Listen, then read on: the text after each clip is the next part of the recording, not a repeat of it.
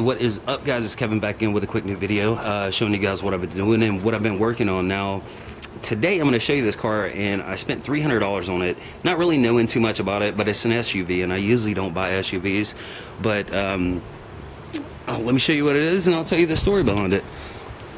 This is it. It's a 03 Mitsubishi Outlander. Of course, it has the 4-cylinder 2.4 liter, the same motor it comes in the basically the same motor in my that's in my Eclipse, and same motor it's in Mitsubishi Galants and stuff like that. Interior, leather interior, no rips. It is a little bit dirty. This thing does have some miles on it, and it does not run. And the story behind the car is I picked this car up from an older couple that lived about an hour away. She said it was driving perfect. She was driving it every day, and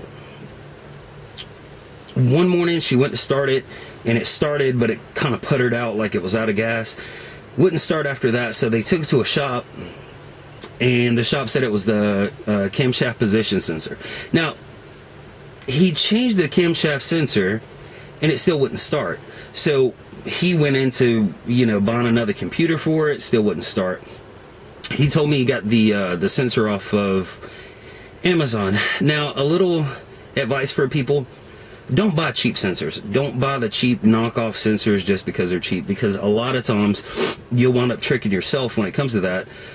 I bought numerous sensors, cheap sensors, and they don't work, or they'll work for a day or two and then they'll go out. Get the factory stuff. I know it's a little bit more expensive, but there's alternatives. Like with this one, when I got it home, I did, you know, scan it, and it was still coming up camshaft position sensor. So I went down to pull apart, and there's one bolt in these that sits on the top of the motor. So I went ahead and bought 4 of them, and it was like $4 a piece. So it was still a fraction, but I know I'm getting factory stuff. So if I put one in and let's say it's bad, I can just swap it out for another one. I haven't changed it yet, and that's what I'm about to do, and I'm also going to get it cleaned up and stuff. But yeah, don't buy cheap sensors, because you're going to mess your brain up. If you buy a new sensor, you put it in there, and it still doesn't run, and it's still coming up with the same code, your mind's going to be like, well, that sensor's new, it's got to be something different, and then you start looking into other things that it isn't. So don't do that. Also with this car, if everything goes correctly, I'm going to keep this for myself, because as you can see, you know, it actually has room in it, and that's what I need. So I might keep it for myself. The only thing that's really messed up right now with the interior is this right here. And I got a new button for it, but this one's broke off, so I'm gonna have to figure out how to glue that on there or whatever. But yeah, hopefully I can put that sensor in and it'll start right up. As you can see, the paint's dingy, so I'm gonna wax the paint. You know, it looks like the paint's no good, but you know, with a good wax, it might come out pretty good. We'll see. But yeah, this is what it looks like now, and I'm gonna cut the video, throw the sensor in there, wax it up, and see how it comes out. Okay guys, we are back again, and it's been a couple hours. I got the car cleaned up. I got the cam sensor in there. This thing fired right up once I got the cam sensor in there. I'm letting it run right now, make sure it's not overheating, but I've been driving it for about a half an hour, so I'm pretty sure there's no issues. There's no check engine light. Let me show you how it looks after I got it waxed up and all that. As you can tell, the paint actually came out pretty damn good, considering how dingy it was. You can see right there. Now the interior, I got it cleaned up, and you got to remember, this is a $300 car. $300. Here's the front seats. Like I said, there's no rips or anything. I got the carpum vacuumed out and all that good stuff. Now this thing has, oh, I got a little wet, shit. Has 253,000 miles.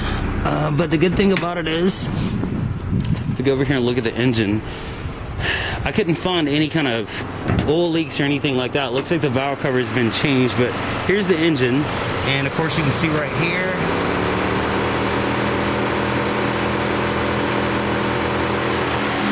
so the timing belt was changed about 20,000 miles ago, so that's good. Let me walk around the other side so you can see. I mean, for $300, you really cannot beat this. It was minimum work.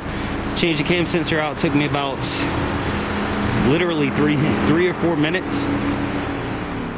And transmission shift's perfect.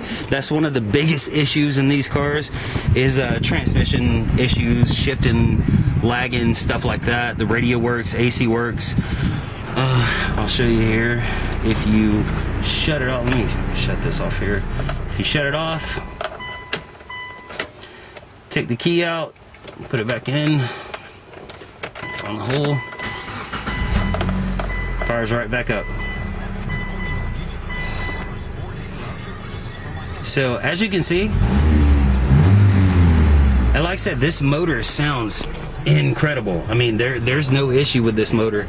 There should have been a check engine light if there was anything else wrong, but there's definitely nothing else wrong. I actually look for pending codes, and there's no pending codes on the car, so this thing is good to go. I was thinking about keeping it after driving it, and like I said, it does run and drive perfect, but I want to get something with a little less miles. It's got 253, 229, which is not horrible. The biggest thing is make sure your oil has been changed, make sure the timing belt's been done and all that. So I'm sure this car will last a long time, but I'm looking to get something a little bit less miles. Plus I don't like leather seats. I don't like leather seats just because when it's hot outside you sit in it and you burn your ass, and when it's cold outside you freeze your ass off. I know cloth seats is a little bit harder to clean, but as long as you're not a nasty fucker, it should be okay. But yeah, that's pretty much it, guys. I mean, for a $300 car, I couldn't have asked for anything better.